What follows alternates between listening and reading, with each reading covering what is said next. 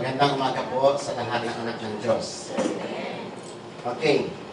So, yung ating pong pag-aaralan sa umaga dito ay napakahalaga para sa ating lahat. The most important thing in our lives.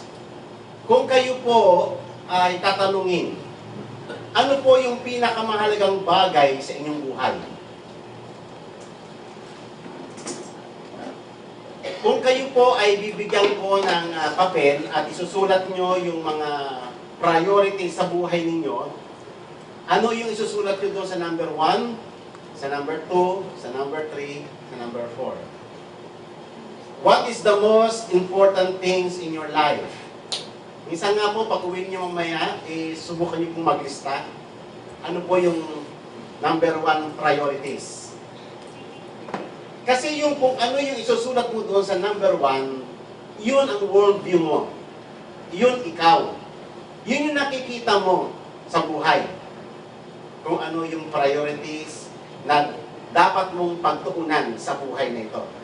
Probably, siguro ang number 1 dyan. Priorities ko, syempre, yung security ng aking family, yung pagkain nila, yung kanilang dadamitin, yan, yung mga matrikula ng aking anak. Di ko ba? Number 1 yun, nilagay natin lahat yun. Number 2, ano ang number 2 na priority, ay maaaring siguro ilagay natin. Number 2, ay gusto kong magkaroon ng magandang trabaho, gusto kong kumita ng malaking income, gusto kong magkaroon ng business, gusto kong magkaroon ng ganito. Number 3, gusto ko matikman din yung pleasures of life. Gusto ko rin makapasyal-pasyal, baka na merda, o kung ano pa man din. Pangapa, yung kingdom ng Panginoon. Maaaring gano'n siguro yung ating priorities, hindi po ba? Sana po, hindi po tumama yun. Kaya nga po mga kapatid, gaano kayo nakakasigurado na yung the most important thing sa iyong buhay, ay yun nga talaga ang importanteng bagay sa buhay mo. Yun po yung kwento ng ating pong pag-aaralan ngayon. Na-distort yung kanilang priorities sa buhay. Kaya sinumbatan sila ng Panginoon. Okay? So ngayon, bago po ako ipaliwanag yung distorted priorities, meron po akong illustration na i-prepare. Meron daw isang coach ng football sa Amerika. Ngayon, nung siya po ay naging coach ng National Football League, ay iniwanan niya na yung kanyang pamilya. He said, he needed a wife while coaching on the college level for social functions and to show families that he would be looking out for their sons. So, kailangan niya lang daw nung asawa, nung siya pa ay coach pa lang sa may college level. Kailangan niya pa ng asawa. Kaya lang nung siya po ay na-promote na bilang national football coach, ay hindi niya na kailangan ng pamilya. Hindi niya na kailangan ng kanyang asawa. So, hindi nakipag-divorce na siya. In pro football, however, she was an unnecessary counterman and a distraction to winning.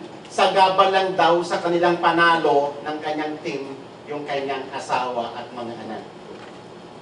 He said, winning football was his number 1 priority and his 2 sons second. Yun po totoo pong event ito. At madalas po yung nangyayari. Na ang naging focus niya na sa buhay niya, yung manalo yung team niya, kasi national na yun Mataas na level na yun. So, ang mahalaga na sa kanya yung manalo yung team niya. In contrast, meron din isang football, coach din.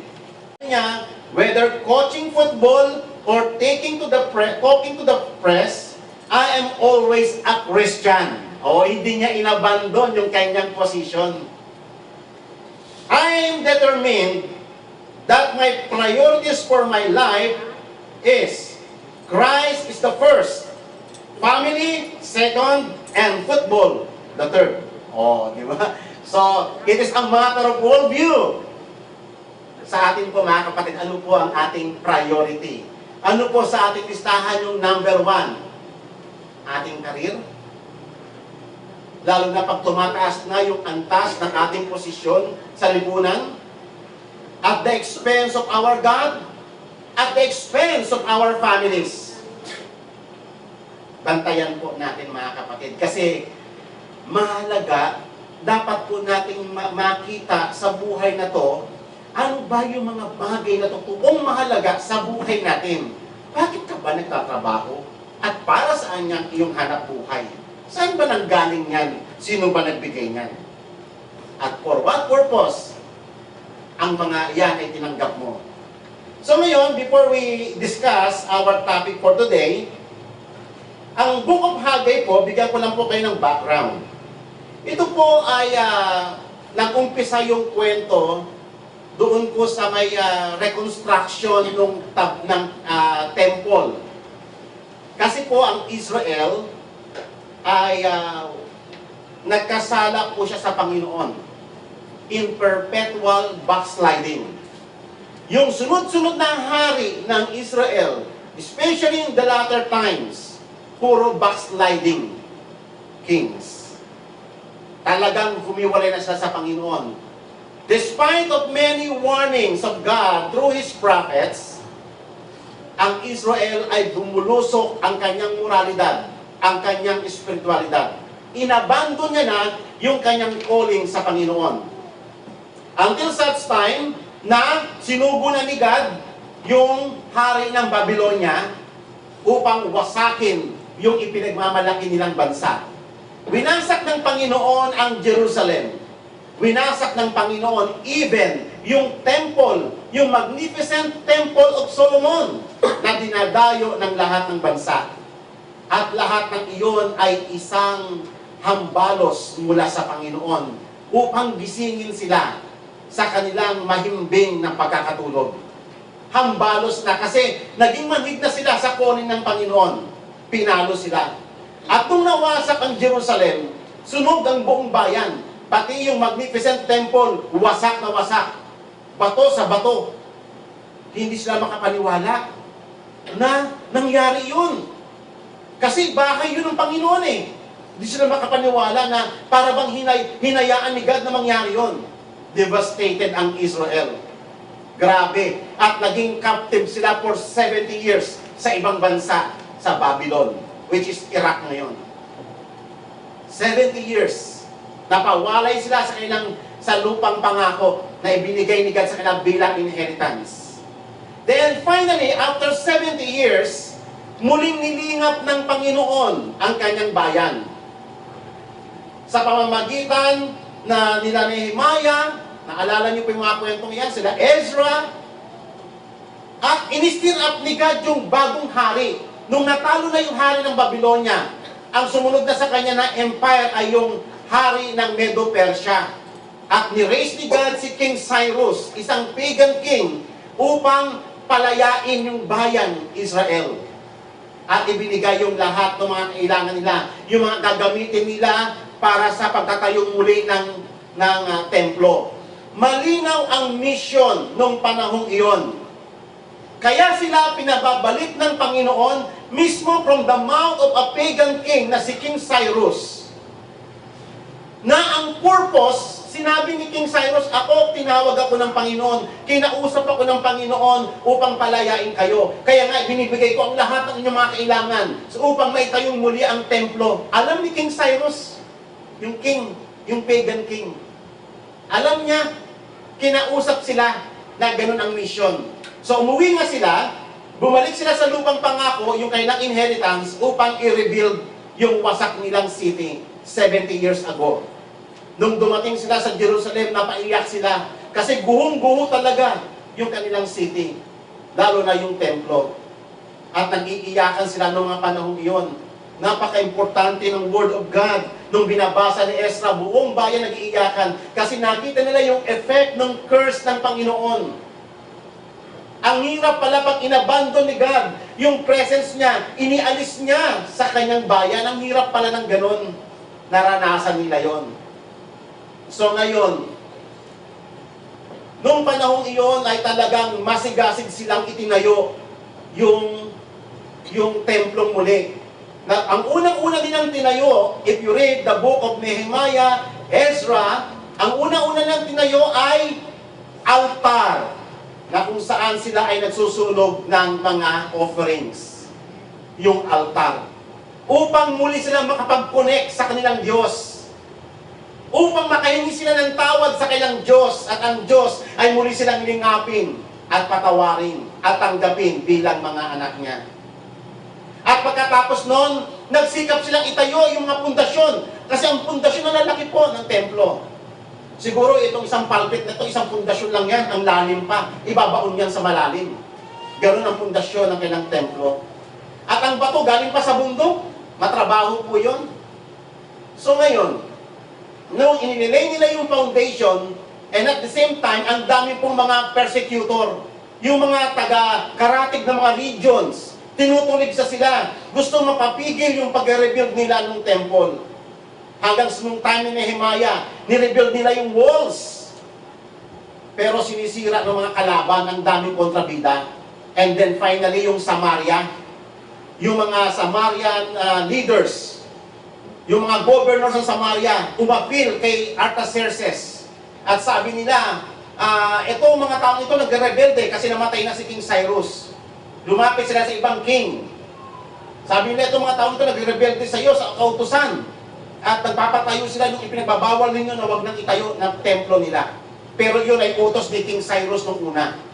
Hanggang sa ilang pasalin-salin na mga almost 2 years na nilang ni-rebuild yung kanilang city. Pero hindi po yun natapos kasi sa persecutions na inabot nila. Hanggang sa for 16 years nakatiwangwang ang Israel, ang templo. Hindi nila na ituloy yung pag-rebuild. 16 years, hindi po biro yon. Kasi yung mga ilang pasalin-salin na hari, pinagbabawal yung construction nila. At dahil po sa ganung senaryo, dahil nga ilang taon na rin silang nagtatry, and then yung effort nila hindi pinoprosper ni God, hanggang sa umabot po ng 16 years, naging comfortable na sila sa kanilang kalalagayan. Nawala na yung focus nila doon sa templo ng Panginoon. At na-focus na sila sa pagpapaganda ng kanilang mga bahay. Kaya nga, ang sabi ng Panginoon, sinugo niya si Haggai for this purpose. At ang sabi po ni Haggai, ni God, through Prophet Haggai, in chapter 1, verse 2, thus says the Lord of hosts, these people, itong mga taong ito, yung kanyang bayang Israel, nagagalit si God. Sabi nila, the time has not yet come, even the time for the house of the Lord to be rebuilt. Sabi nila, hindi pa daw panahon na itayong muli yung bahay ng Panginoon. Pero kay God, panahon na. Hindi na kasi sila nakatingin kay God. Nakatingin na kasi sila sa kanilang mga pamilya. Nawala na sila sa focus. And then, pero sabi ng Panginoon in verse 4, it is the time for yourselves to dwell to your paneled houses, while this house lies desolate. Nakita po ninyo yung sumbat ng Panginoon, nagagalit si God. Kasi nawala na sa heart ng mga tao yung unang passion nila nung bumalik sila. Malinaw yung commission ni God. Nung sila ay umalis ng Babylonia, ang linaw ng instruction through the king of Medo-Persia na si King Cyrus. Babalik kayo doon to rebuild yung temple. Yes, but without persecution. Parang ang buhay ng Kristiyano yan eh. We are on the process of restoration. Pero habang tayo ay nire-restore ni God sa Kanya, kalakip ang mga pagsubok, hindi po ba? Pero porke pa ba tayo dumadaan ng mga matitinding pagsubok sa buhay? Nangangahulugan ba na hindi na tayo magpapatuloy sa nais ng Panginoon para sa atin? Ang pagsubok ba ay was meant to hinder the work of God in our lives? No, definitely not.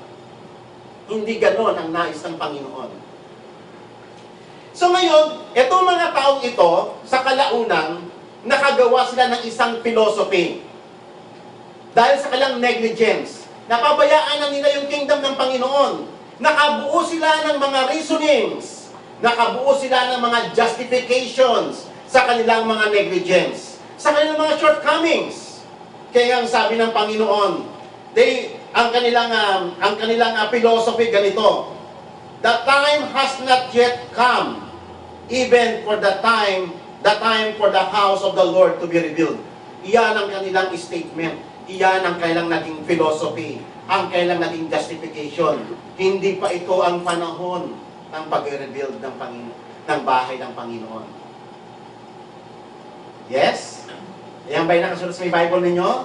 Yan ang philosophies, the words, the reasoning, the justification ng isang taong nakukulang sa Panginoon.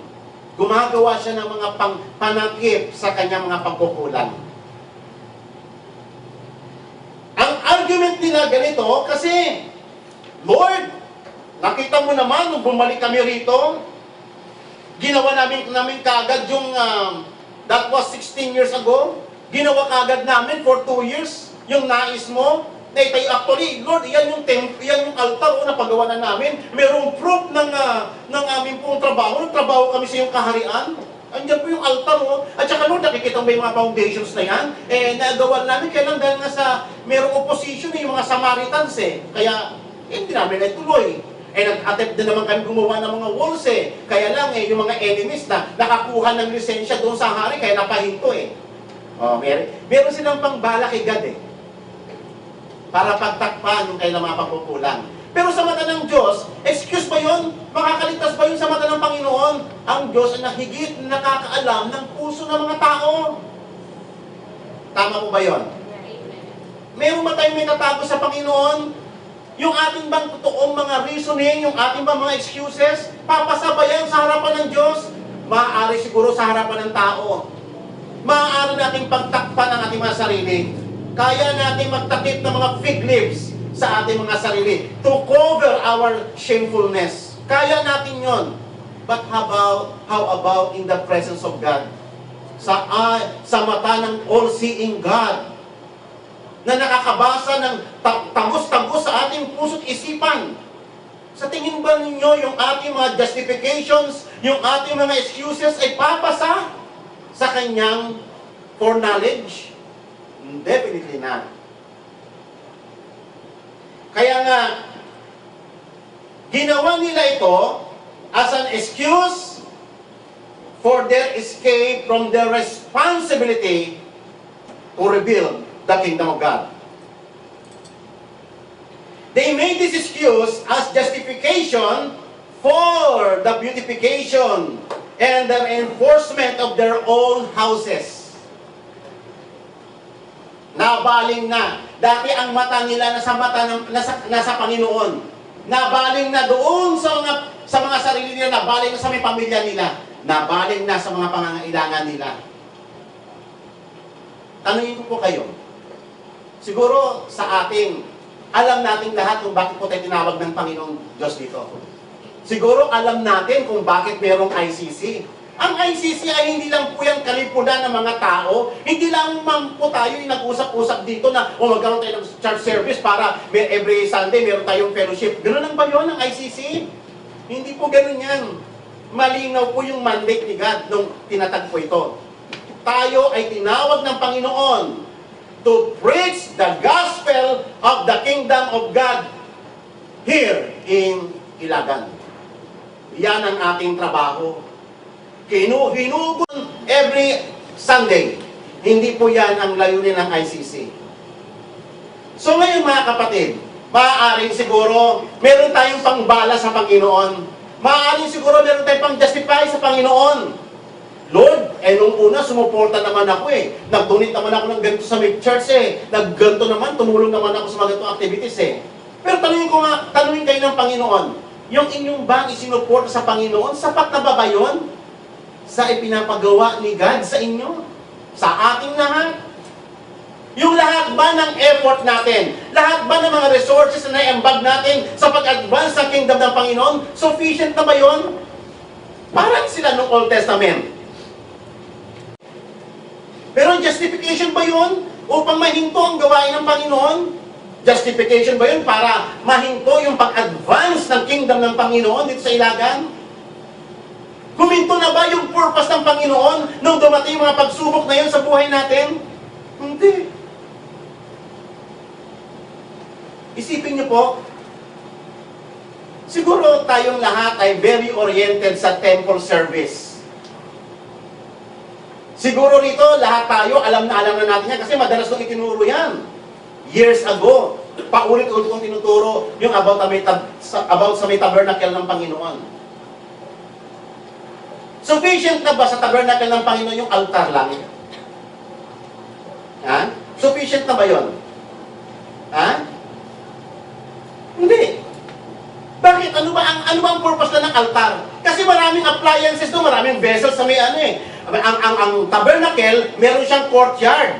Sa courtyard, nandoon yung altar, nandoon yung brazen laver. At pagpasok mo doon sa may tabernacle, may dalawang compartment. Meron doon yung golden table ng showbread, nandoon yung golden altar, nandoon yung golden lampstand. At pagpasok mo sa may pinaka-inner ng tabernacle, yung the Ark of the Covenant. Lahat yun kailangan. Eh kaso, yung ano lang niya, yung brazen altar lang ang naitayo nila. Sufficient na ba yun? Ha? Ang tabernacle ay binigay ni God in order for man to be reconciled back to God totally. Dadaanan yung maraming prosesong iyon, yung mga vessels na yun, para ang tao ay fully restored in the presence of God. And therefore, altar alone is not sufficient for the restoration of mankind in the presence of God. Amen? Masaya na ba tayo rito na tayo nagkakantahan lang tayo rito? Masaya na ba tayo na meron tayong building na napagtitipunan? Ito na ba ang totality ng purpose ni God for ICC? Or may pinapagawa si God sa ICC? Ano ba yung pinapagawa ni God sa ICC? Maganda na tayong lahat ay maintindihan natin ito. Maganda na lahat tayo ito. Iisa ang ating focus.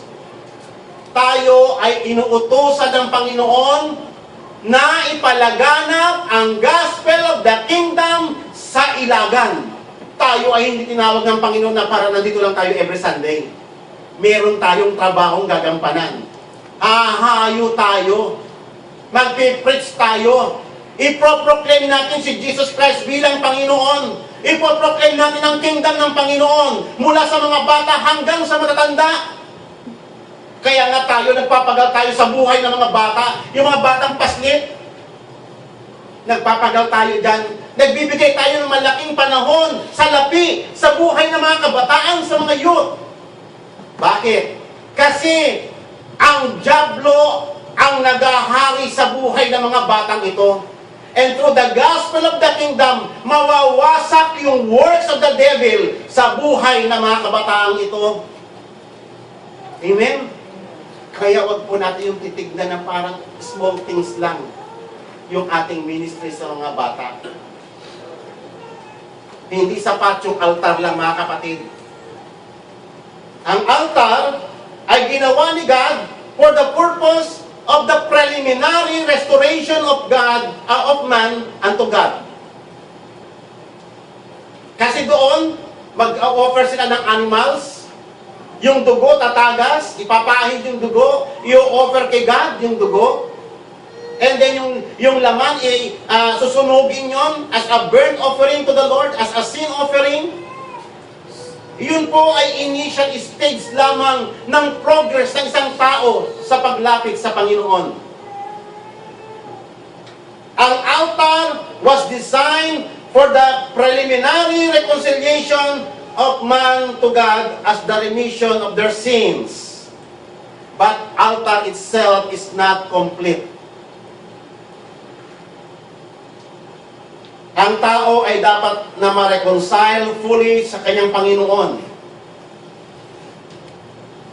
Kaya nga mga kapatid, isipin po ninyo, ang mga tao nung panahon iyon ay naging comfortable na sa may partial restoration.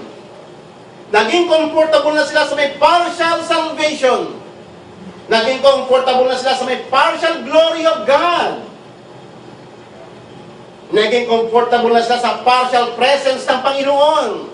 Kasi partial lang yung ginawa nila eh. Partial lang yung accomplishment nila, altar lang. But ang tanong ng Panginoon, nasaan? Ang gaganda na ng bahay niyo, paneled house na. But where is my kingdom? Sabi ng Panginoon. Tuturo natin, oy, may altar na kami, Panginoon eh. Yan, ebidensya, may altar na kami. Sufficient na ba yun sa Panginoon? No.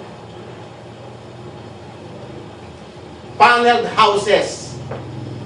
Ang ginamit ng Bible ay paneled houses. Sabi ng Panginoon, it is time for yourselves to dwell in your paneled houses while this house lies desolate. Sabi ng Panginoon, ang gaganda na ng mga bahay ninyo, paneled houses na. Samantalang yung bahay ko, desolate.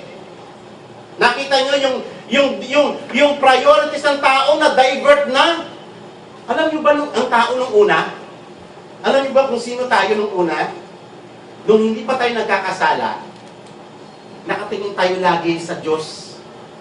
God-centered tayo. Lagi ka nakatingin sa Panginoon kung ano sasabihin niya. Nung nagkasala tayo, temptation ni Satan ganito. No, sabing gano'n. You will not die, but your eyes will be open. And you will become like God, knowing what is good and evil. Alam nyo ba ang naging implikasyon nun? So, dinisobey nila yung ordinance ni God, pumitas sila ng fruit na pinagbabawal ng Panginoon, kumain sila. And then ano po yung result? Ano po yung unang-unang obvious result? Nung pagkakain nila, their eyes were open. At ano yung nakita nila nung na-open yung mata nila? They were naked. O dati naman, di ba nakita lang naked sila eh.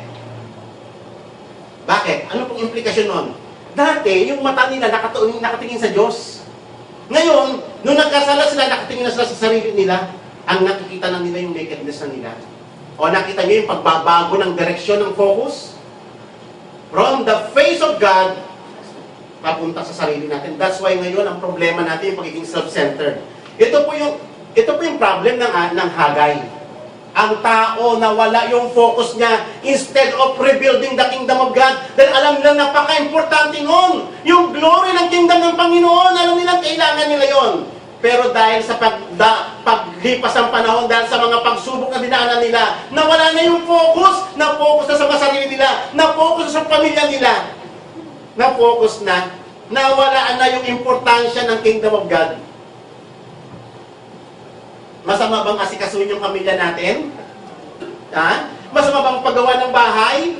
Masama bang pagandahin natin yung bahay natin? Masama ba yun? Wala. Hindi mo siya sabi ng Bible na ganun eh. Hindi naman yung point dito eh. Ang point dito, napabayaan yung priorities na dapat nating asikasuhin in exchange of our own pleasures. In exchange, at the expense of the priorities na para sa Panginoon. Nas naging priority na natin ang ating mga sarili. Yan po. Alam niyo ba ibig sabihin ng paneled houses? Ang unang-una kung if you have a concordance, tignan niyo po yung salitang panel. Ang unang-una marinig mo dyan ng paneled houses, yung temple ni Solomon. Kasi yung temple ni Solomon, ganito po yan eh. Meron pong wall, naggawa sila ng mga malalaking mga bloke ng bato dyan, and then, nilagyan po yun ng mga panel, mga boards. Kumuha sila ng mga tabla o kahoy na, ano yun? Ano yung kahoy na maganda? Hindi, yung matatas sa bundok. Yung mga King Street kung tawagin, yung ginamit sa may templo ng Panginoon. Ha? Cedars. Eh yung cedar, ang tawag dyan, king's tree. Matitibay na puno yun. So ngayon, yung mga punong iyon, galing pa yun sa matataas na bundok ng Lebanon.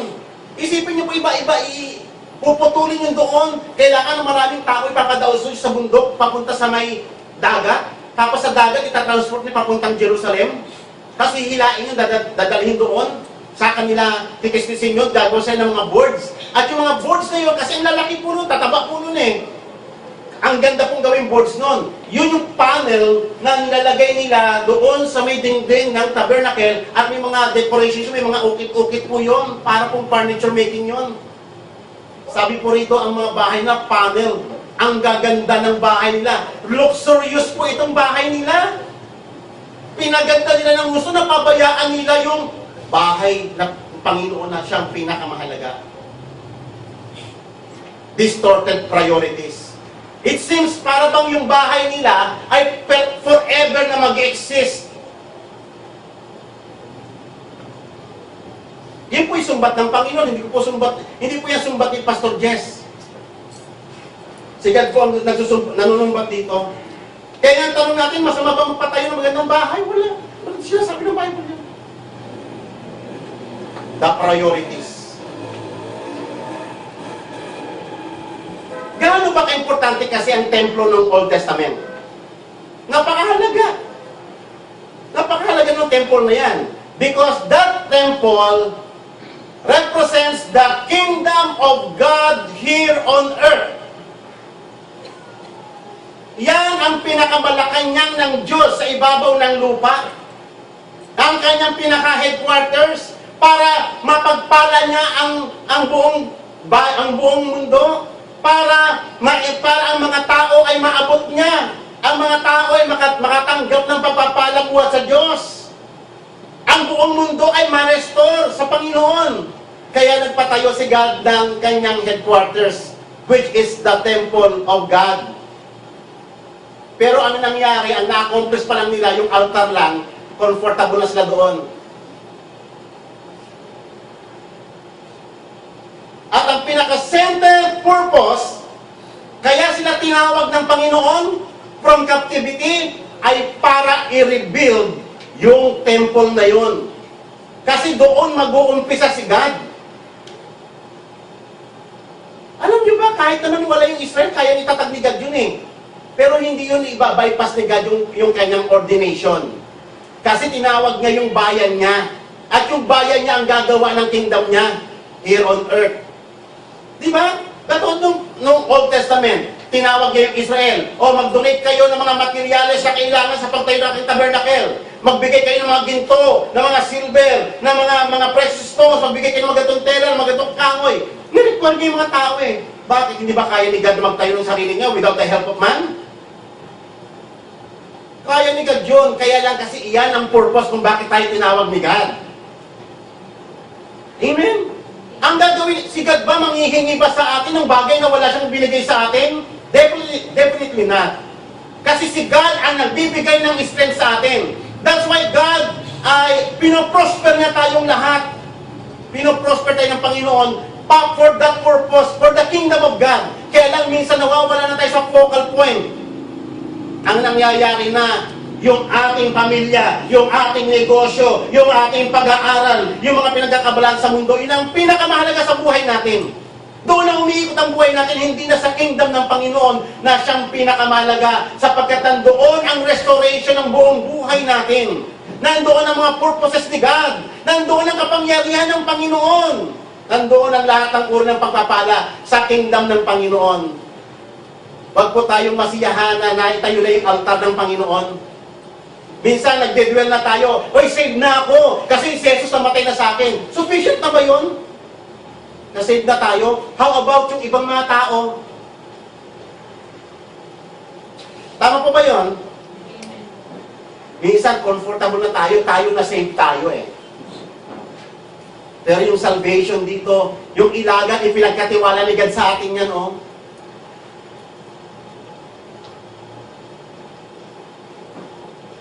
Gusto ng Panginoon ang kanyang glory. Kung may tatatag na yung kabuuan ng temple, yung glory ng Panginoon ay magmamanifest sa mundo. Kaya lang nawala na yung focus nila doon. Hindi na sila after na mag-manifest yung glory ni God sa mundo. After na sila, basta na itayo na nila yung altar, okay na yun sa kanila. Pag gano'n na po mga kapatid, ang ating kalalagayan dito sa ICC, pareha, wala na po tayong pinag-iba sa mga tao nung panahon ni Hagay. Susumbatan na rin tayo ng Panginoon. Iba na ang focus natin. Eh di magkanya-kanya na lang tayo. Na tayo mag-service, ayusin na lang natin mga pamilya, pagandahin na natin mga bahay natin, bumili na tayo ng lahat ng gadgets na kailangan natin. Kalimutan na natin yung kingdom ng Panginoon. Total, rin pala yun ang focus natin. Eh bakit pa tayo naririto? Kaya nga, ang Panginoon ay hindi siya, kaya nga Israel doon, hindi ba katayo sa digmaan eh. Very weak sila. Napaka-prone nila sa attack ng mga enemies. Wala silang magawa kasi nga wala silang mga bakod eh. Ayaw nila magtrabaho, ayaw lang. Yung defense nila, wala na. Hindi na sila makatayo against the enemies. Wala rin temple ng Panginoon eh. Yun ang pinaka-defense nila eh. Amen pa ba? Yung temple ng Panginoon, yung pinaka-glory nila. Yung temple ng Panginoon, yun yung nag-represent sa presence ng Panginoon sa buhay nila. And then, ang Panginoon ay nag-display sa kanila. Kaya sabi ng Panginoon, isipin nyo mga kapatid, nakalimutan na nila yung kanilang commission. Yung pagtataguyod ng kaharian ng Panginoon sa ibabaw ng daigdig, yung pag-advance ng kingdom ng Panginoon sa lahat ng mga tao sa kanilang paligid. Ang puso nila ay na-capture na ng mga earthly things at nakalimutan na nila kung sino talaga sila sa harapan ng Diyos. Once you have forgotten the kingdom of God, you have forgotten yourselves. Tama po ba yun? Yes. Pag wala na ang focus natin sa kingdom ng Panginoon, kinakalimutan mo na rin ang sarili mo kung sino ka talaga sa harapan ng Panginoon. Ang tawag sa may Bible, alam niyo kung ano? We are the sons of the kingdom.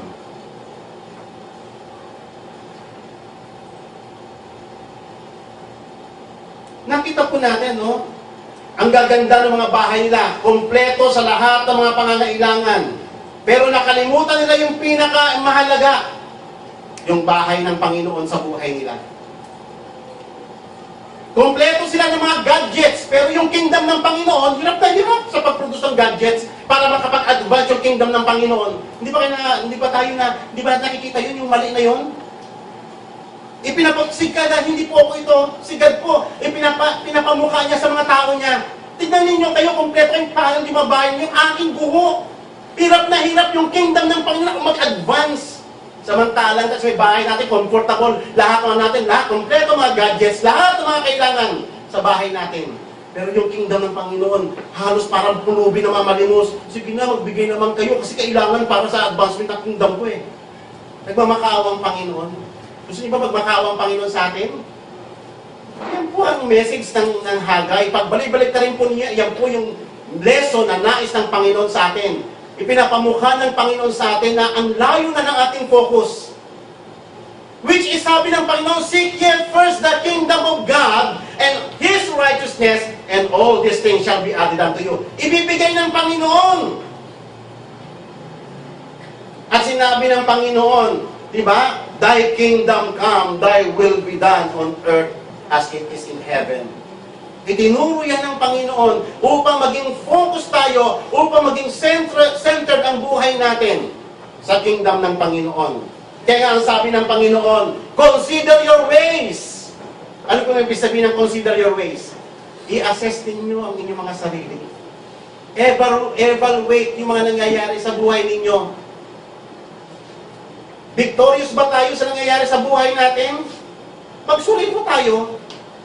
Kasi yung mga nangyayari sa atin, iyan ang magsasabi kung nasaan tayo sa kingdom ng Panginoon. Assess! Sabi ng Panginoon sa may chapter 1, verse 5, Now therefore, says the Lord of hosts, consider your ways. Verse 6, You have sown much. Ang laki ng effort na ibinibigay mo para magtanim. but you harvest little. Yung rate of return, ang baba. You eat, and there is not enough to be satisfied. You drink, but there is not enough to become drunk. You put on your clothing, but it's not warm enough. And he who earns wages to put into the purse with holes. Butas. Yung pinagpagalan mo. Nagpagal ka, tapos magsuot lang, magpasok dito, butas. Mawapunta lang sa wala yung ating mga pinagpapagalan. Hindi pinoprosper ng Panginoon yung strength natin, yung mga effort natin. Why? Kasi nakalimutan yung pinakamahalaga eh. Nag-focus tayo na kumita ng pera, nakalimutan natin na iyon ay bigay ni God eh. Nakalimutan natin yon. Ang ganda sana kung tayo ay sobrang sipag natin for the cause of the kingdom of God, pero hindi eh. Alam niyo ba kung bakit binigyan ni God ng trabaho? Alam niyo ba ang work o yung skills or abilities is a gift of God? Binigyan tayo ni God ng buhay. What if kung buhay lang binigay ni God? Wala kang ability, wala kang skills. Ha? Sa tingin ninyo, anong silbi ng buhay? Kunyari, buhay ka nga. Wala ka namang magawa. Naisip niyo ba yun? Hindi ka marunong gumawa ng bahay, hindi ka marunong magpupok ng martilyo, hindi ka marunong magsulat, hindi ka marunong magbasa. Wala kang skills, wala kang ability. Nakita niyo yun? Hindi lang buhay ang binigay ni God sa atin. Binigyan tayo ni God ng power to do things. Power to accomplish things. At hindi lang yan binigay ni God. Binigyan din tayo ni God ng strength upang ma-accomplish natin yung mga works natin sa ibabaw ng daigdig. Binigyan ka ng life, binigyan ka ng strength, binigyan ka ng abilities to accomplish the purposes of God, hindi lamang for our own end. Hindi lang para sa atin yan. First and foremost, kaya ka binigyan ng God ng talent. From the foundation of the world, tinawag ka ni God kung ano ka ngayon. At ikaw ay may enjoy mo yan eh, kasi yung fruit ng iyong labor, may enjoy mo yan, pero huwag kakalimutan yung nagbigay sa inyo ng lahat ng iyan si God. Para sa Kanya yan eh. Lahat ng tinatangkilikan sa ibabaw ng daigdig is for the kingdom of God. Secondary lang yung pamilya natin. Secondary lang yung ating sarili. Ang unang-unang dapat naman benepisyohan dyan si God. Amen. Amen. Pag hindi na ganoon ang focus natin, mali na tayo. Lihis na tayo. Kaya nga, ang nangyayari rito sa may assess yourselves. Evaluate yourselves. Siguro nyo, yung effort ninyo ay hindi commensurate. Supposedly, dapat yung effort ninyo mag-multiply, kaso nagdi-diminish pa. Sobra yung effort, kakaunti yung return. Pag sabi ng Panginoon, pag-isipan na ninyo, pag ganyan nangyayari sa inyo, pag-isipan na ninyo. Hindi po si Pastor Jess yan. Si God po yan. Sabi ni God, consider your ways. Tignan ninyo nangyayari sa buhay ninyo. Ano yung kulang? Ano yung napabayaan? Ano yung nangyari sa priorities? Hindi na, tignan po natin mga kapatid. Ito ay magandang message upang tayo ay makapagmuni-muni sa ating buhay. Kasi si God mismo nagsasabi yan, consider your ways. Check your priorities, sabi ng Panginoon. Check your priorities. Ano ba yung mas matimbang sa atin? Kaya nga babalikan ko ulit tanong ko kanina eh. Kung kayo ay bibigyan ng listahan, ano yung number 1 mo doon? Na priorities mo. What is the most important thing in your life? Malamang isuot ko family kasi nandun lahat ng concerted efforts natin. Yung pangangailangan ng pamilya. Eh sabi ni God, he who loves his father or his mother more than me is not worthy of me. He who loves his sons and daughters more than me is not worthy of me. He who loves his life is not worthy of me. Bakit? Si God ang unang-una. Kaya ngayong commandment ni God, the first and foremost commandment, you shall love the Lord your God with all your heart, with all your soul, and with all your strength. At kapag natutunan natin i-obey yan, the Lord will bless us. Pero pag inuna mong mahalin ang iyong sarili, sinasaktan mo ang iyong sarili. Amen. Assess yourselves. Sabi ng Panginoon, tingnan ninyo. Sabi niya sa verse 9. Kaya sabi niya sa verse 7 and 8, go out to the mountains, sumakit kayo, kumuha kayo ng mga kahoy. Gawin ninyo, unahin ninyo ang aking kaharian, sabi niya. Unahin niyo ang aking kaharian. Go! Gusto niyo mahinto yung mga crisis na yan sa buhay? Go to the mountains. Magtrabaho kayo for my kingdom, sabi ni God. Kaya sabi niya rito, go and bring wood and rebuild my temple, that I may be well pleased with it and be glorified. Yun ang hinihintay ni God.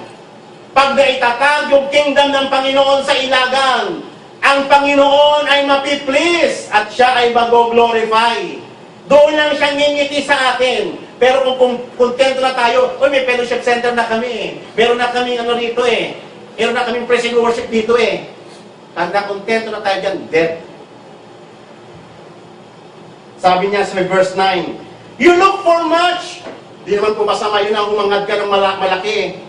Pero sabi ng Panginoon, you look for much, but behold, it comes a little. Taliwas sa expectation natin. Sobra-sobrang effort. Sobra-sobrang panahon. Sobra-sobrang mga capital investments. Pero ang bumabalik, kakaunti. When you bring it home, anong sabi ng Panginoon? I blew it away. Sino yun? Si Satan?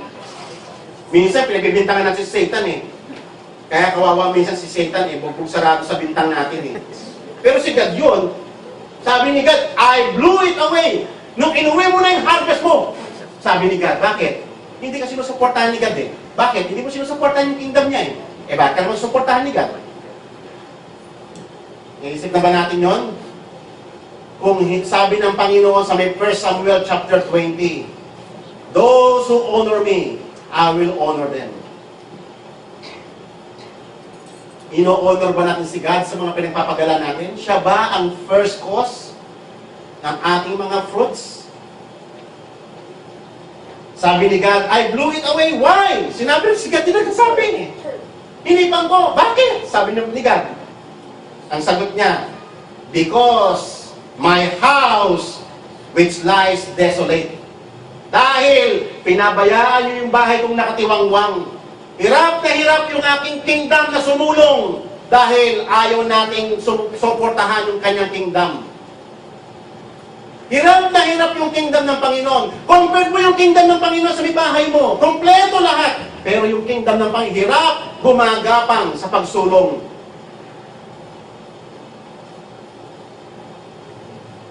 Hindi man lang tayo makabili ng sarili natin sasakyan. Kaya nga na-project ni Brother Rick, bumili tayo ng jeep para panghakot na mga kapatid. Wala, hirap na hirap. Talagang paano tayo pagpapalain ng Panginoon? Paano tayo prosper ni God? Paano bibigyan ni God ng mas malaking building? Kung sa maliit na bagay, pa tayo makakatiwalaan. Bakit bibigyan ni God mas malaking bagay? Na kay God lahat yan eh. Kung madamot tayo sa Panginoon, ang Diyos magiging madamot din sa atin. Because my house lies desolate, while each of yours runs to his own house. Kanya-kanya na. Yan, mga needs ng bahay, kompleto. Therefore, sabi ng Panginoon, because of you, hindi dahil kay Satan, sabi ni God. Verse 10, therefore, because of you, the sky has withheld its dew. Ang ulap ay naging parang tigang.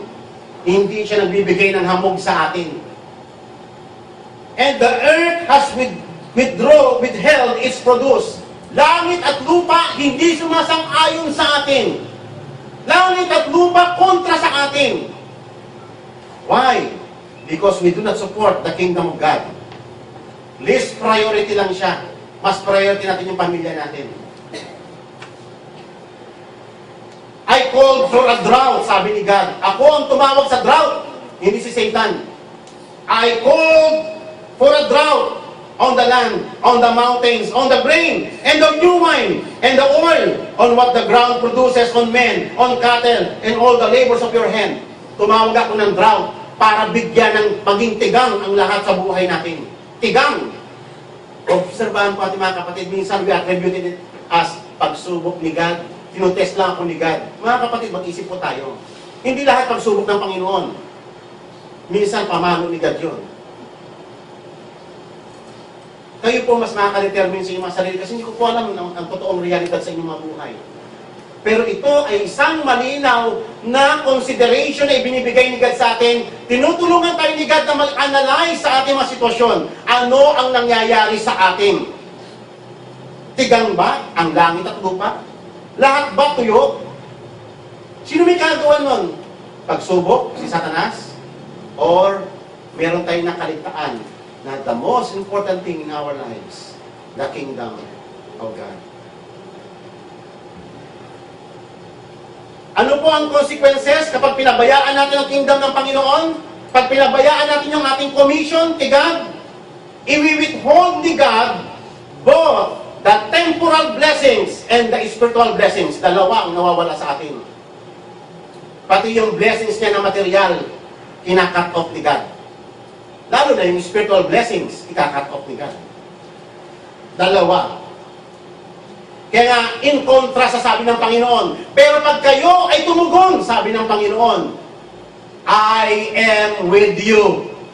O, nakita po ninyo yun? Ano pong ibig sabihin ng I am with you? Ang sabi ni God, kapag tumugon ka sa pagpapalaganap ng aking kaharian sa ibabang daigdig, I am with you. I will support you. I will bless you. I am with you. Tama po ba? O. Pinag-iisip tayo ng Panginoon.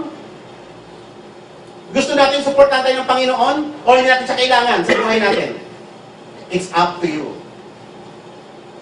But if you want the support of God, kung gusto po natin na marinig yan sa Panginoon, anak, ako ay sa iyo. O, di ba? Ang Panginoon nandyan siya to support you, to sustain you. He will sustain lahat ng fruits ng iyong labor. He will sustain your family. He will sustain lahat ng mga desires ng iyong buhay. He will sustain your future. Tutulungan ka, suportahan ka ng Panginoon.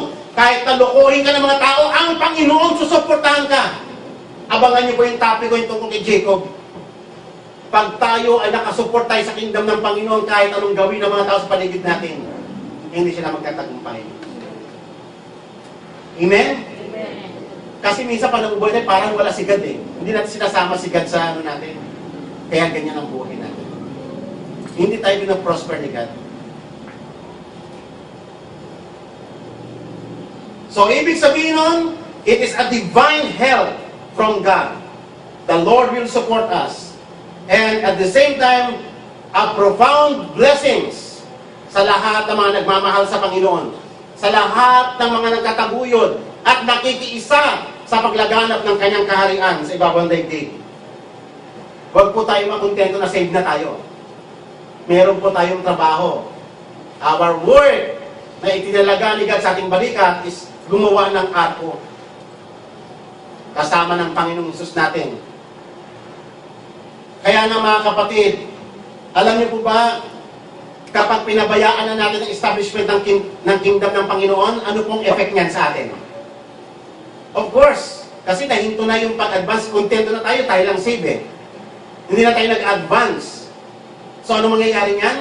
Of course, lawlessness will increase. And then, manonood ka sa TV, grabe naman yung lawlessness nila, grabe ng ginawa-gawa. Sa ilaga, nakikita mo, dami ng patayan, dami ng drug addict, ang dami ng mga ano. Pero yet, wala naman tayong ginagawa, nandito lang tayo. Kontento na tayo, save na tayo. Kontento na tayo, may altar na tayo. Pero wala na tayong heart sa paghayo. Anong effect nun? Of course, kasi pag hindi tayo umahayo, kasi tayo yung tinawag ni God na ilaw ng sanlibutan. Pag hindi tayo umahayo, what will be the effect? Mag-i-increase yung lawlessness. Kasi tayo yung asin ng sanlibutan eh. Tayo yung magpe-prevent ng lawlessness, yung pag-increase ng lawlessness sa ibabang daigdig. Tayo yung kasi nagpipreach tayo sa atin ng Panginoon ang mga buhay ng mga tao naliliwanagan. Ang mga tao na malaya sa kuko ni Satanas. Ang mga tao na kapag-iisip tungkol sa Panginoon. Kapag humahayo tayo, pag nagpa-function tayo bilang asin at ilaw, asin tayo, ilaw ng sanlibutan. So, nag-decrease yung kingdom ni Satan kapag tayo ay nagpa-function. Pag tayo humahayo. Pero pag wala, pag nakontento tayo sa may bahay na lang, ayan, sige, save tayo. Okay tayo. pero yung lawlessness nag-increase yan. At isang araw, magbubumirang sa atin yan. Yung pinabayaan mong trabaho na iniatang ni God sa'yo, ay magbubumirang sa'yo. Yung lawlessness, it will attack you one day. Amen? Kaya nga sabi ng, hindi ko makalimutan yung sa may Ecclesiastes walang silbi daw yung enchantment ng snake charmer kung naunahan na siyang tuklawin ng snake. Tama? Sino yung snake charmer? Sino yung snake? Ang snake is the sinner. Sila yung makasalanan. Ang snake charmer tayo. Binigyan tayo ni God ng karapatan, ng pagkakataon, ng karunungan, how to preach the gospel sa mga sinners. Eh kung naunahan ka ng sinners, natuklaw ka na bago mo i-preach yung gospel, anong silbi? Wala, natuklaw ka na eh. Someday it will attack you. Alam nyo ba kung hindi tayo makapag-unahan sa mga bata, sa pagtuturo sa mga bata, ano mangyayari? Yung mga batang iyan, pag pinabayaan natin, pag lumaki yan, lawless yan, kasi niaturuan ng gospel eh. Pag naging lawless yan, someday it will attack us. At sino ang may kasalanan? Tayo rin. Kasi nagpabaya tayo sa duty natin sa ibabaw ng daigdig eh. Nakontento tayo, save na tayo. Nakalimutan natin that we have a responsibility, we have a duty in this society to preach and to proclaim the gospel of God. Kaya nga tayo, ngayon, may DDBBS tayo, may YesCam tayo. Anong gagawin natin sa mga batang yan? Hindi ba talaga talagang makipagbuno tayo para mawasak yung gawa ng diablo sa buhay nila? Itatanim natin yung salita ng Panginoon? Someday, tutubo yung mga tinanim natin doon. Kaysa wala tayong ginawa. Nag-isip po tayo kung ano po yung higit na mas malaga sa buhay natin. Ano ang gusto natin? Mag-advance yung kingdom of hell or mag-advance yung kingdom of God? Dalawa lang po yan. If we walk by faith according to the calling of God, yung kingdom ng Panginoon, lumalaki, lumalawak yung scope niya. Yung gates of the kingdom of God ay binabalot niya ang buong daigdig. Pero pag hindi tayo nagtrabaho, yung kingdom of hell, yun ang lumalaki sa buhay ng mundong ito. Manood po kayo sa paligid, siguro nakikita natin na i-increase yung lawlessness. At kapag puro tayo nanonood lang tayo, nag-react tayo, uy, grabe naman yung kasama ang ino, grabe naman, pinatay kayo yung ganito. Tapos wala ka namang ginagawa. Isang araw, babwer ka sa iyo yun. Kasi yun, pinapakita ng Panginoon sa atin, para makita natin yung need na kinakailangan natin mag-act. We need to preach the gospel to this world para ma-prevent yung evil. At kapag nandun tayo sa ano na yon, nakikiisa tayo sa Panginoon sa layunin niya, sa paglaganap ng kanyang kaharian.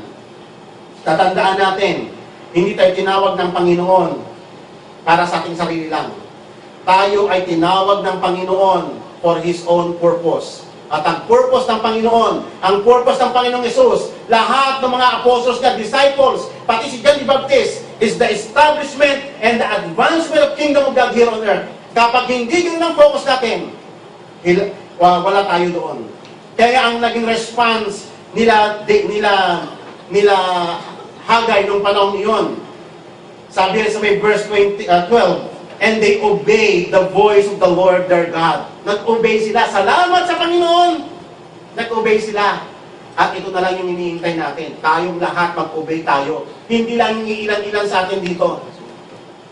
Kapag meron kami pinipresent sa inyo na kailangan natin suportahan, yun hindi naman kagustuhan natin lahat yun eh. Lahat iyon ay para sa kaharian ng Panginoon. Hindi lamang kayo para project dito para sa atin lang, kagustuhan natin. Hindi. Lahat iyon ay magagamit natin sa paghayo natin upang lumakas yung pwersa natin sa paghayo natin sa mundong ito. Positive ang response nila. Sabi ng Bible, may verse 12, and the people obeyed the voice of the Lord their God, and the people showed reverence for the Lord. yung pag-respond nila positively sa Panginoon. Iyon ang nagpapakita ng kailang reverence sa Panginoon. And then ang promise ng Panginoon, I will support you, I will be with you. At ang grace ng Panginoon, sinuklay niya in verse 14 and 15. So the Lord, anong ginawa ng Panginoon? Dahil naniwala sila, ang ginawa ng Panginoon sa may verse 14 and 15, so the Lord is stirred up the spirit of Zerubbabel, the governor of Judah. Uy, hinipo ni God, pati si Zerubbabel, governor ng Judah. Iipuin ng Panginoon, si God na may hawak doon eh. Ang hinihintay lang ni God, mag-act by faith yung mga anak niya, yung mga tinawag niya. At si God na ang bahala sa rest. Amen? Hindi lang tayo yan eh. Ang hinihintay lang ni God, mag-act tayo sa faith. And then sabi rito, and the spirit of all the remnants of the people, and they came and worked on the house of the Lord of hosts, their God. Nagtrabaho silang lahat. And then ang sabi ng Panginoon sa Haggai chapter 2 verse 9, sabi niya, and I will fill this house with my glory. Sabi niya, nakita niyo ba yung dating tabernacle, yung dating templo? Hindi ba mas maganda yun? Kasi mas kompleto ang recados nun. Mas kompleto ang mga materyales nun. Compared doon sa ginawa nilang temple. Nagawa nila, natapos na yung temple. Pero ang pangit ng itsura. Pero sabi ng Panginoon, kayo mga magulumihanan. Okay, yung tumingin dyan sapagkat yung glory na imamanifest ko dyan, it seems na payak yan sa mata ng mga tao. Pero yung glory na imamanifest ko dyan, dahil kayo ay tumugon sa aking panawagan, ay mas matindi kaysa sa manifestation ko ng glory noong una. Amen. Gusto ba natin mangyari yun? Gusto ba natin gawin yun ni God sa atin? But first, kailangan mag-respond tayo.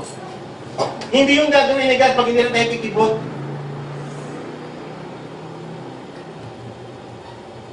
Kaya nga, sabi ni God, ikinumpara niya yung holiness versus defilement. From, sa may dalawang verse, sa may verses 11.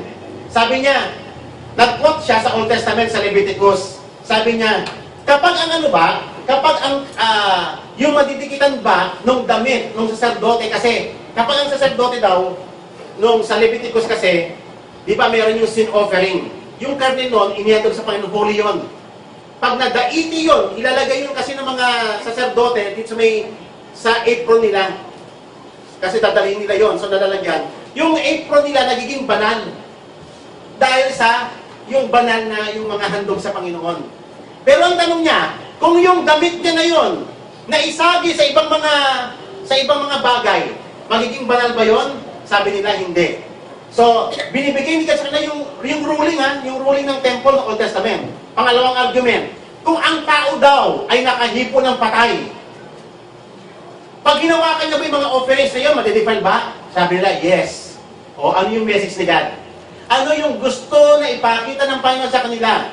Sabi nila, dahil sa hindi sila nag-e-effort sa establishment, hindi sila nakikisa sa purpose ng Panginoon, wala silang pakikisa doon sa establishment ng kingdom ng Panginoon, lahat ng offerings nila, lahat ng pagsamba nila defiled in the presence of God. Wala yung naidudulot sa kanila para sa kanilang kabanalan sa harapan ng Panginoon. Defiled sila. Yun po yung sinasabi ng talatang yun. Amen? Gusto ba natin yun? Defiled tayo sa Panginoon? Lahat ng offerings natin, lahat ng pagsamba natin, useless, defiled sa harapan ng Panginoon, dahil wala na yung heart natin doon. Pero sabi ng Panginoon, consider this from this day forward, sabi ng Panginoon. Tingnan ninyo, noon, sabi niya, sa verse 15, noon, before na nililay niya yung foundation, sabi niya, from that time when one came to a grain heap of 20 measures, and would be only 10, and they came out the wine vat to draw 50 measures, they would only found 20. I smote every work of your hands with blasting wind, mildew, and hail, yet you did not come back to me, declares the Lord. Wini-withhold ko ang lahat, kine-curse ko ang lahat, sabi ni God. Pero sabi ni God, hindi nyo pa rin na-gets, hindi nyo pa rin nabasa. yung aking mga labig, sabi ng Panginoon. You did not return to me. Despite na nakikita na ninyo yung mga manifestation na kinecurse na ni God yung lahat sa buhay natin. Pero sabi ng Panginoon in verse 18, yet consider this day and forward. From the 24th day of the 9th month, from the day when the temple of the Lord was founded, consider this, sabi ng Panginoon. I-assess ninyo ito, sabi ng Panginoon. Is the seed still in the barn? Sabi niya, even including the vine and the fig tree and the pomegranates and the olive tree, it has not borne fruit yet. From this day on, I will bless you. Sabi ni God, test me. Sige, magtrabaho kayo, kumuha kayo ng mga kahoy. Umpisa niyo i-rebuild ang temple ko. Sinasabi ko sa inyo, mula sa araw na yon, na tumugon kayo, pagpapalain ko lahat ng effort ng inyong kamay. Sino pa nagsasabi? Si Pastor Jess? Kayo na po mag-isip niyan. Hindi po ako nagsasabi niyan. Tinutulungan tayo ng Panginoon na mag-isip, i-evaluate natin buhay natin. Bakit ganito minsan nangyari sa buhay natin? Kaliwat kanan, mag-isip po tayo. Baka naman na-neglect na natin yung pinakamahalagang bagay sa buhay natin. Para wala na tayong pinag-iba doon sa may football coach na ang priority niya yung football niya na manalo. Pangalawa lang yung pamilya, pangatlo lang si God. Ano po yung mas mahalaga sa atin, mga kapatid? Kayo po makakasagot ng tanong na yan. I pray na ang number 1 doon si God, nakasulat. I pray na ang number 1 yung pagsulong ng kaharian ng mundo, ng Diyos sa mundong ito. I pray. Amen? At nawa, Panginoon, ito pong may mensaheng ito ay makatulong sa ating lahat. Upang tayo ay muling manumbalik sa Panginoon. Upang may refocus yung ating mga priorities sa dapat niyang kalagyan. Uulitin ko po, distorted na po yung ating priorities. At kinakailangan nating manumbalik sa Panginoon. Kinakailangan nating i-realign sa Panginoon ang lahat ng ginagawa natin sa mundong ito. Amen po ba? Nakaka-offend po ba ang Word of God? Nagagalit po ba kayo sa akin dahil nag-preach ako ng ganito? Hindi po ako yun. Huwag niyo po pagtuunan ng inyong galit. Salita po yun ng Panginoon. Ito po, pag tayo po ay pinoconvict ng Holy Spirit, anong gagawin natin? What is the right response? Katulad sila, nung time ni Hagay. Hindi naman sila nagalit kay Hagay eh. Sa halip, tumugon sila. And I pray, gano'n na magiging tugon natin lahat dito. Positive. Magtrabaho tayo. Amen? Present yourselves to God. Sabi nga sa Romans chapter 12, at dito po ako magwawakas.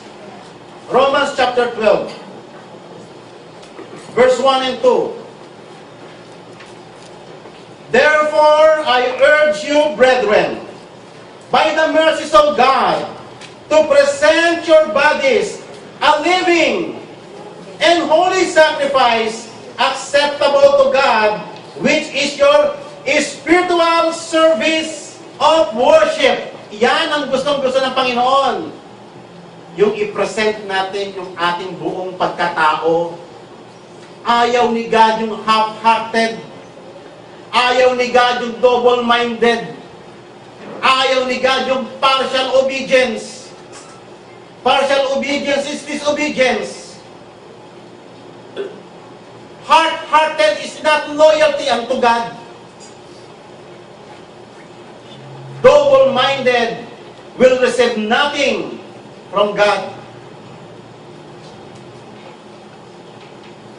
And do not be conformed to this world, but be transformed by the renewing of your mind, so that you may prove what is the will of God, that which is good and acceptable and perfect. Amen? Tinatanggap po ba natin ng buong puso ang salita ng Panginoon? Amen. Hindi po kayo galit sa akin? Tayo po lahat ito ngayon.